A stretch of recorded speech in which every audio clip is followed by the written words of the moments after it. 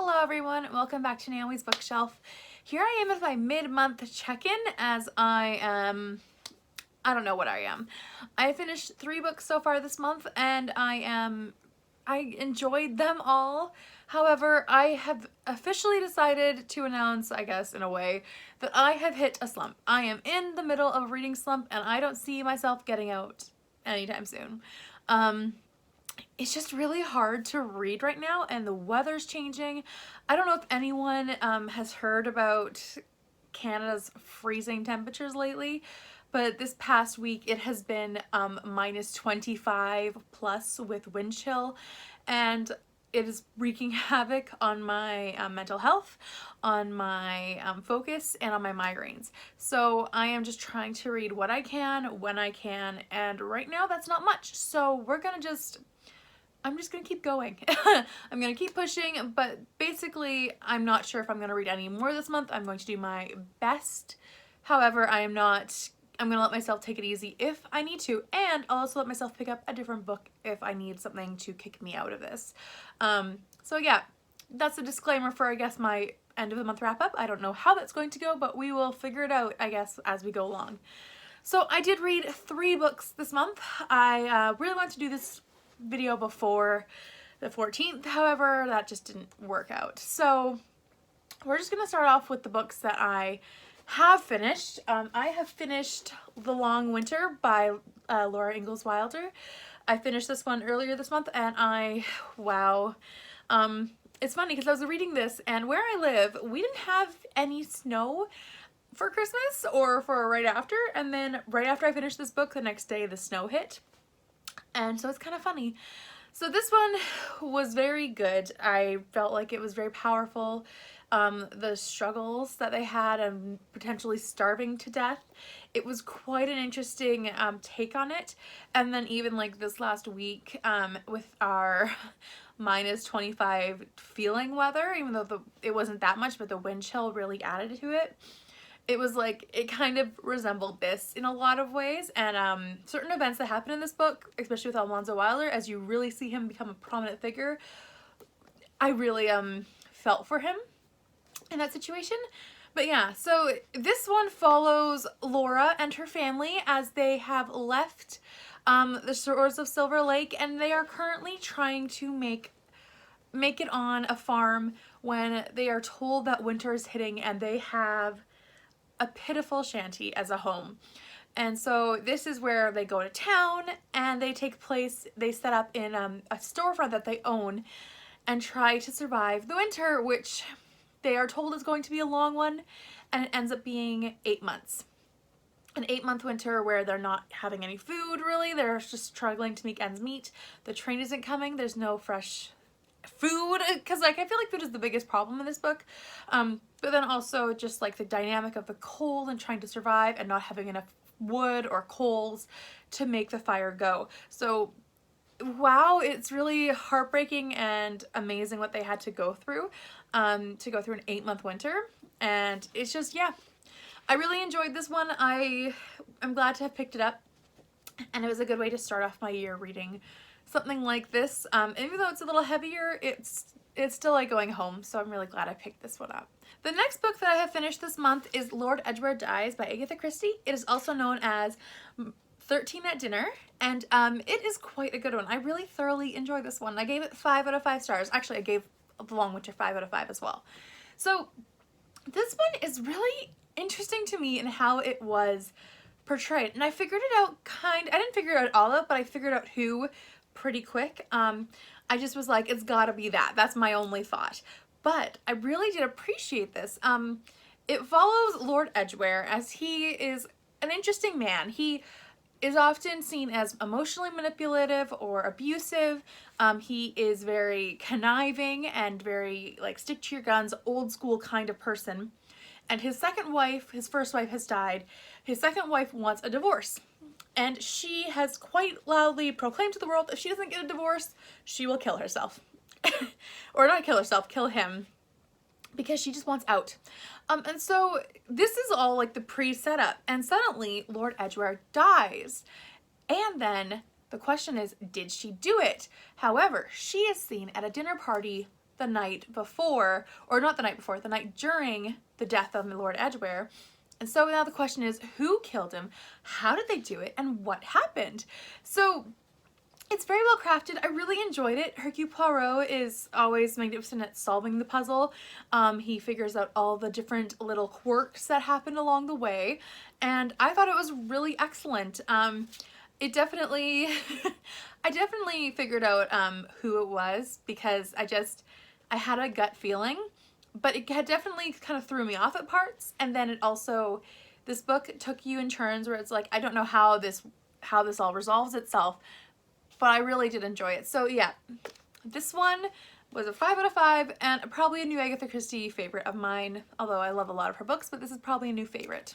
The next book that I read was an e-arc, and it was The Tenant by Katrine Engberg, and it is a translated book from Denmark. So it's a Danish book originally, I believe, and it follows two detectives, Jep and Annette. I might be butchering those names. I'm very sorry if I am. That's how I pronounce them in my head. So it follows them as they are police detectives, and they are trying to solve the murder of this girl named Julie, who was living in this apartment. She's a tenant of that, but her landlord, the lady there, she is an alcoholic. She's really struggling to keep herself together in a lot of ways. Then Julie's roommate Christine's involved in some things, and it's all about this whole dynamic. I really found that it was a really great story. I really liked how the characters all interacted. I think it is a debut novel. It's not debut, like it's not brand new to being published, because it was published I think in 2016, but first translated into English as of the 14th of today, this month, so a couple days ago.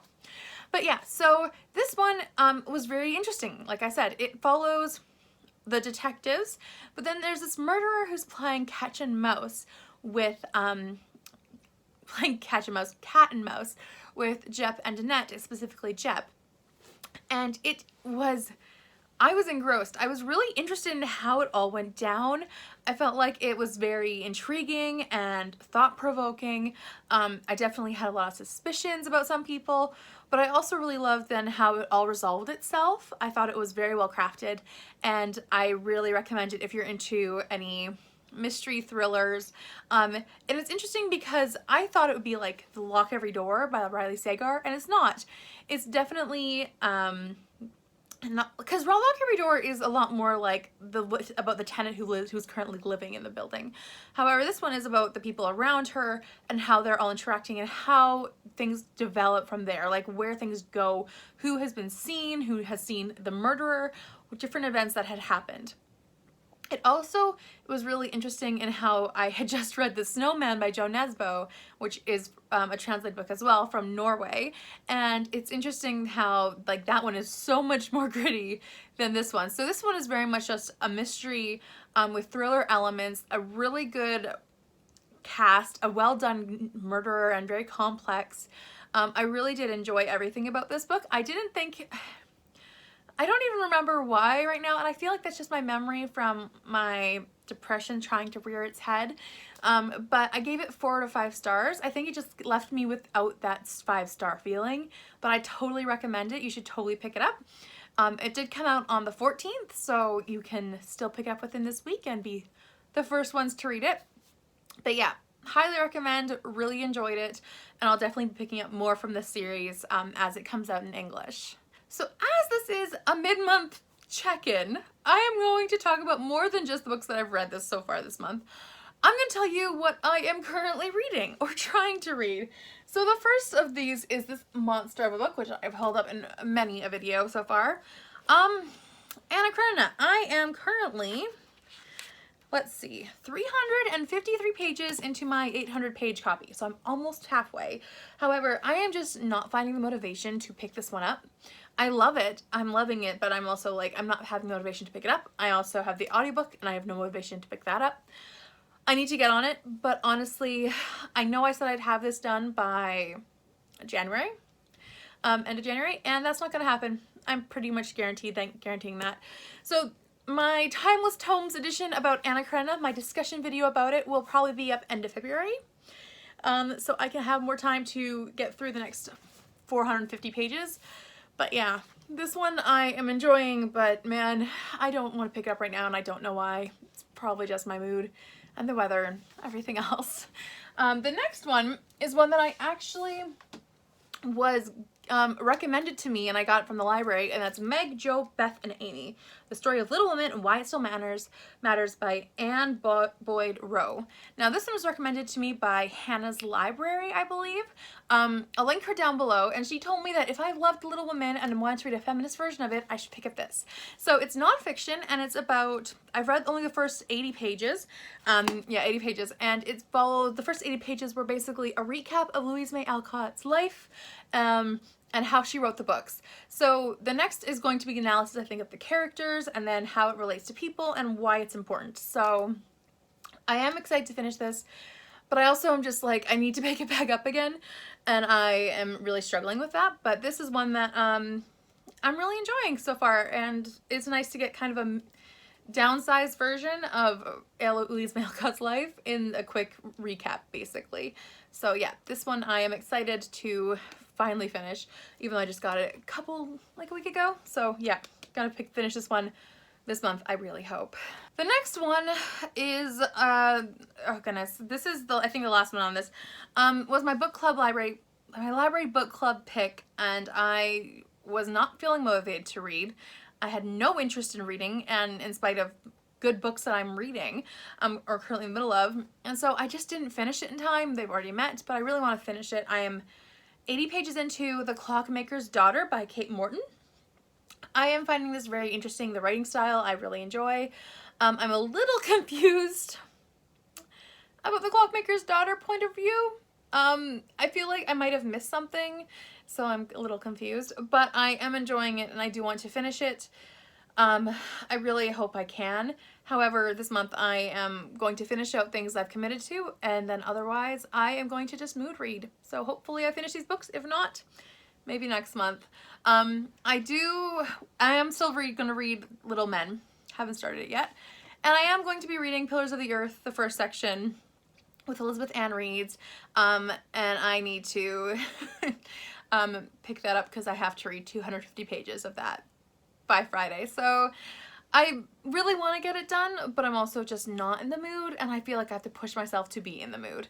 So yeah, those are the books that I'm currently in the middle of, just barely finished. And then on top of that, like, not even to mention The Hobbit, which I tried starting. I started a bit of it, and I don't know if I'm going to get back to it this month.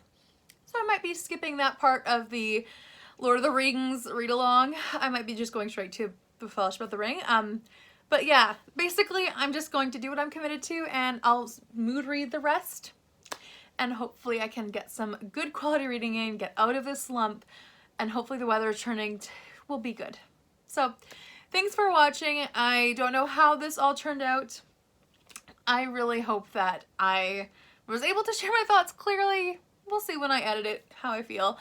But yeah, thank you so much for watching. Please let me know what you've read so far in the month. I'd love to hear about if you're reading anything, if you're currently in the middle of anything that you're just stuck on, or if you're in a slump, because I feel you. Thank you so much again for watching. I will see you all next week with another video. I am dropping to 1 video a week until I feel back to myself. So back to one video a week until maybe 2, we'll see. And then yeah, I'll see you next time. Bye for now.